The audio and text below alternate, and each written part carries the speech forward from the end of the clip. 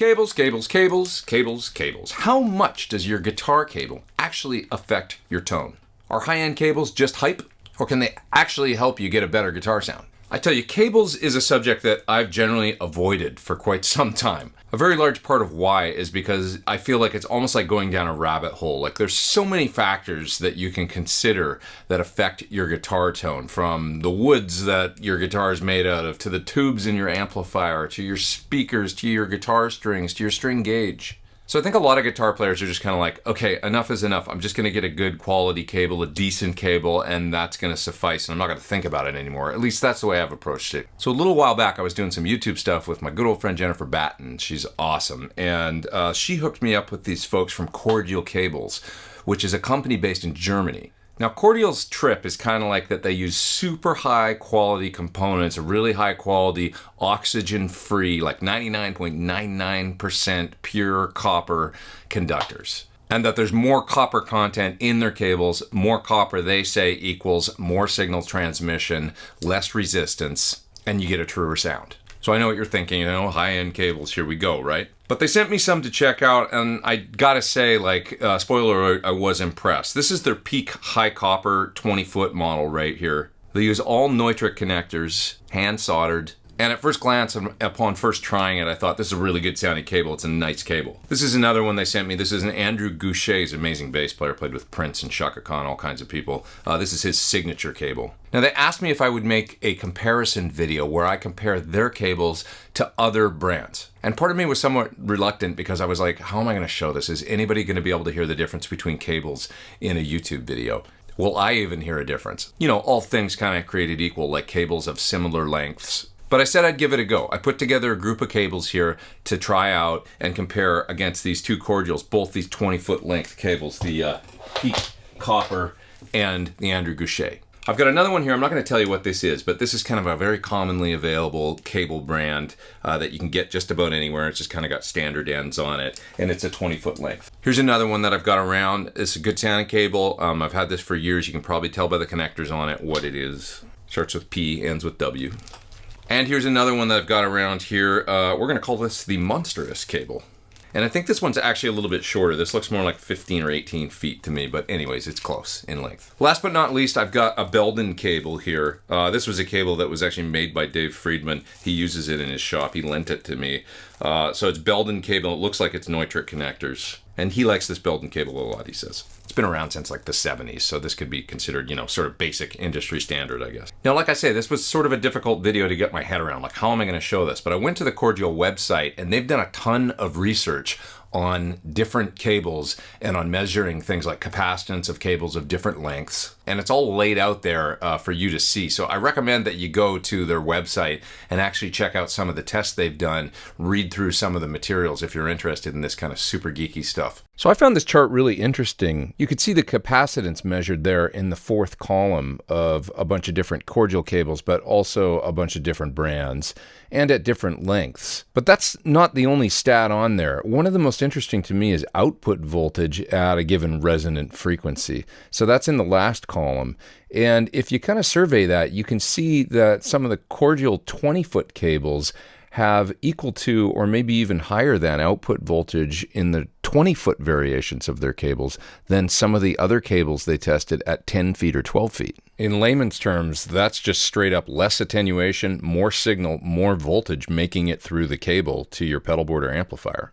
So although I've avoided the subject of cables for a long time, I have done videos on buffers, cable length, and how all this kind of stuff can affect your sound. I've made this kind of content in the past, and I am interested in it. One of the things I always remember John Sir saying about cables is find the cable length and the cable that you like in between your guitar and then your first buffer. Which generally means, like, if you're plugging into your pedal board, these days everybody's got a buffer on their board, it seems, unless you're using all true bypass pedals. In which case your choice of cables and connectors becomes really important. Consider that if you don't have any buffers, every single foot of cable and all the connectors in between your guitar, through your pedal board, all the way to your amp adds some capacitance. Or maybe you plug right into the amp. So in that case, the concept would be find the guitar cable length and the guitar cable that you like the sound of in between your guitar and your amplifier. And in my mind, I think that's good advice, and I get that, but also by the same token, I sort of think that it would be best to have a cable that gets out of the way of the guitar sound as much as possible. See, all cables are lossy, and I'm going to demonstrate that in this video. All cables, no matter what kind of cable, the highest quality cable we're talking about, is going to have some capacitance spread across the length of the cable. And capacitance is what equals resistance, a loss of top end, loss of signal essentially. So when we're talking about cables sounding different, as long as the cable is functioning right, what we're actually talking about is signal loss, high-end loss. When you talk about a cable sounding different than another cable, all things created equal, the cable's functioning properly. Two different cables, if one sounds different, one's actually lossy more than the other one. But there's a little bit more to it than that. Because if you're using passive pickups on your guitar and you've got volume and tone controls and an output jack, essentially when you plug in a guitar cable, it becomes a part of that circuit of the electronics. Now, if you've ever looked up any information on guitar pickups, you might be aware that guitar pickups all have basically similar qualities in that they're kind of a low-pass filter in a way. A pickup is going to pass through lows and mid-range, and then at some point it's going to have a steep high-end roll-off. And generally speaking, right before that high-end roll-off, you get a resonant peak. And that happens at a certain frequency, and it's also like a certain shape. So in other words, the width of the peak and also the frequency that the peak happens at. This represents the resonant peak of two different pickups. In red, that kind of looks like a humbucker. It's a little bit wider resonant peak and lower, down somewhere around 3.2 or 3.3 K. The blue line looks like the resonant peak of a single coil pickup. It's up higher in frequency and it's a little bit narrower. Every guitar pickup shares these characteristics, and that is a huge part of why different guitar pickups sound different. So a pickup is a coil of wire, some magnets, and it's a voltage generator essentially. When you pluck a string, it excites the magnetic field and creates voltage. Here's another layer of complexity. If you add a cover to a pickup, like say on a PAF style pickup, and you've got a pure nickel cover and maybe a gold cover on the pickup, that's going to shift that resonant peak as well and change the tone of the pickup. So you can see this is kind of a moving target. Adding the electronics to the guitar, the tone control, the volume control to some degree, even when they're all the way up, it's going to change that stuff a little bit. And then once again, adding a guitar cable to this equation, that's also going to change that resonant peak. It's going to lower it depending on the length of the cable and how much capacitance that cable has. So I can't reiterate enough what a big deal this is. Look at those two resonant peaks. Let's say you found yourself the perfect pickup for your guitar. It sounds great at home through your 10-foot cable and your amp, but now you want to get out and rock on stage, and let's say you get yourself a 25-foot cable and it's kind of high capacitance cable maybe. It's going to totally shift those resonant peaks, and it's going to sound basically like you've got a different pickup in your guitar than what you're used to. So keep in mind that the capacitance that any cable has is spread evenly along the length of the cable. I know it's a lot to think about, and this is kind of my point. I've come around to the way of thinking that I want the cable to get out of the way of the guitar sound as much as possible. A low capacitance cable that's going to be as lossless as possible, because they all lose something, is really desirable to me. If I want to get a different tone or I want to lose some high end, I'd rather go to the tone control on my guitar and turn it down a little bit, or I'd rather go to my amplifier and back the treble down a little bit than know that my guitar cable is really to some degree heavily influencing my guitar tone. I'd like it to be as little as possible and transfer as much of the information out of the pickups and my guitar electronics to the amplifier as possible. Long story short, I don't like the idea of the cable as a tone control. So Cordial claims this right here on their website. Cordial Peak High Copper Premium Instrument Cables boast the highest copper content of any comparable brand. More copper means more of your signal passes through the cable without compromise, so your highs remain brilliant, your mids stay razor focused, and your lows thump the way that you do, even over long distances. More copper, more signal, more you. So the proof is in the pudding, as they say. The acid test is always to listen. So I'm going to use the bridge pickup on my PT signature guitar, and I'm just going to strum great big blocky power chords with a clean tone. This isn't outstanding playing or really interesting playing or anything. I just wanted to play great big chords so that you could really listen to all the frequencies, but especially the top end, hone in on it, and listen for the differences between the cables. Okay, here we go.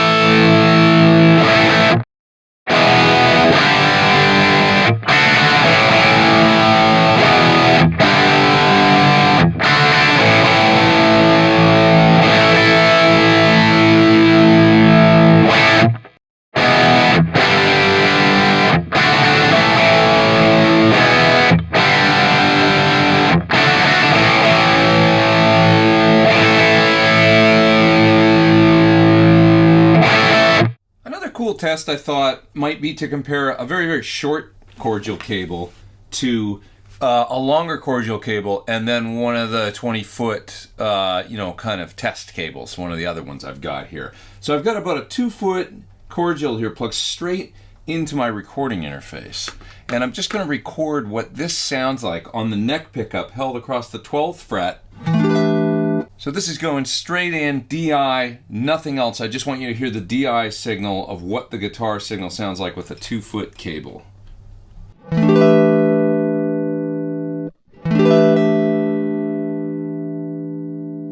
Same deal with the 20-foot Andrew Gaucher cable from Cordial.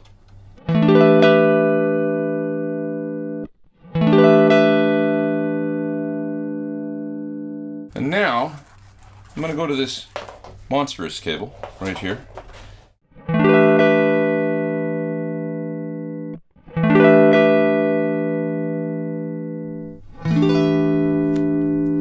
How interesting. I mean, it's interesting how much capacitance is added even with the super high quality Cordial cable. You're going to hear it, but then when we get to the monstrous cable, I mean, by that point, you're really getting a pretty severe high-end roll-off. And it's really, really changing things. So I think this is maybe the clearest example, just using DI, of this phenomenon. I mean, it's kind of amazing. Like, the 2-foot cable, obviously very low capacitance, barely any getting introduced there, the biggest range of frequencies. Moving to the 20-foot Cordial cable, you do get some capacitance because all cables have some capacitance. And then when we get to our other cable, our tester, other brand cable, man, we really get some severe high-end roll-off by the time you get there. It's just really, really apparent with the DI signals. I thought I would play through these and then maybe just kind of give you like my fly-on-the-wall impressions as I'm listening through to the clean clips in particular, like kind of one at a time. I'm not going to play the whole thing of every, me playing these boring chords over and over. I'm just going to play like, the first few chords and then stop, and I'm going to tell you what I think of what I'm hearing.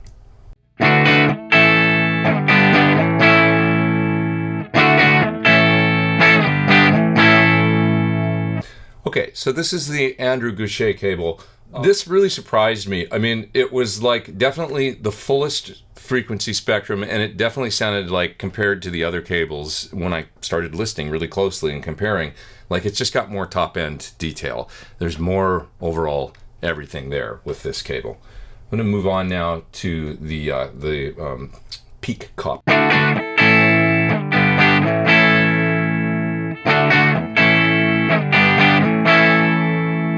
Okay, with this cable, I tend to hear a little bit more capacitance, I think, but it's really minor, and I like the sound of it.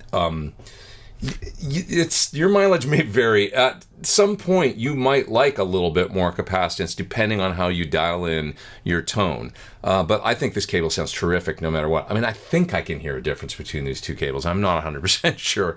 But anyway, it might sound ever so slightly darker to me. Okay, let's check out the Belden cable now.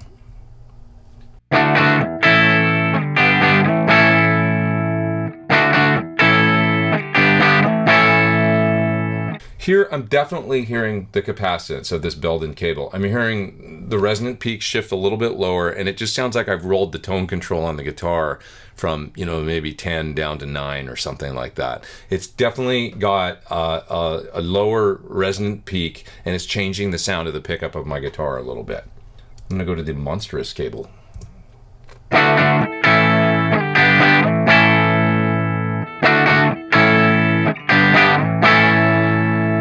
Okay, here we're definitely getting like a lot of loss in the top end. Let me directly compare this straight A-B. Let's play it one more time, and then I'm going to go back to the Andrew Gaucher cable.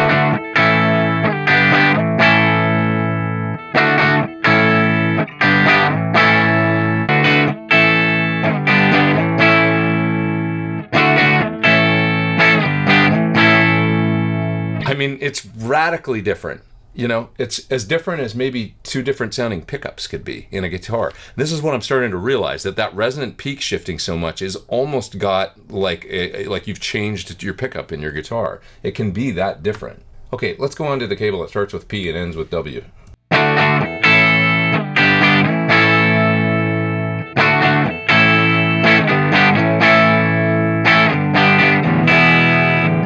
This was my favorite of the other cables besides the Cordials. I thought it's a good sounding cable. It's a good basic cable, and you know, no surprise here, I've used these actually over the years, you know, live and in my studio here. I've had a number of them. This is a cable I had around. It's a good quality cable, and it sounds pretty good, I think.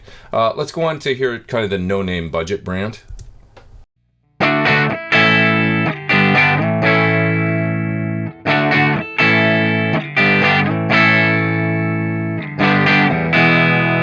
The interesting thing with this cable, coming back to it over and over again, I just feel like it sounds a little smaller than the other ones, and it's not necessarily the high end. It's almost like the lows are weaker, so I don't know what that's about. I don't even know if that's possible, or I'm just hearing things. But the cable overall sounds like a little more compact and, you know, like not terrible, but not amazing. So what did I learn in the process of making this video? Well, I learned that I guess I care more about cables than I maybe thought that I did.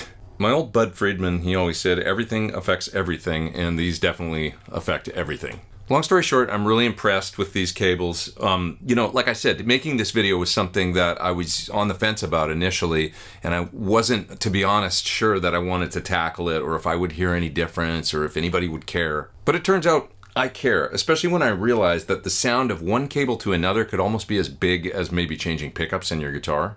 And once I sort of was reminded that, like, the idea that losing a bunch of signal due to a cable is not a good thing. And of course the reliability of a cable is a big deal. Quality Neutrik connectors and hand soldered and all that stuff. All cables are kind of the weak link, but it's like you want to have something that's going to stand up, you know, to the rigors of the road. So I hope you enjoyed this video on Cordial cables. I think they make great stuff. I do love the sound of them, and I'm looking forward to working more with them as time goes on. Thanks, you guys. I hope you found this video interesting. I hope you found it educational, informative, and I'll be back to my scheduled programming of writing hopefully more interesting guitar parts than I played in this video really soon. Click the link down in the video description to take you to Cordial's website, and also to this really, really interesting webpage that's at their website, all about the tests that they did with various cables and how they did it. It's really, you know, it's geeky reading, but it's cool. Please hit subscribe if you haven't. Hit the little bell beside the subscribe. You'll get an alert every time I put out a new video.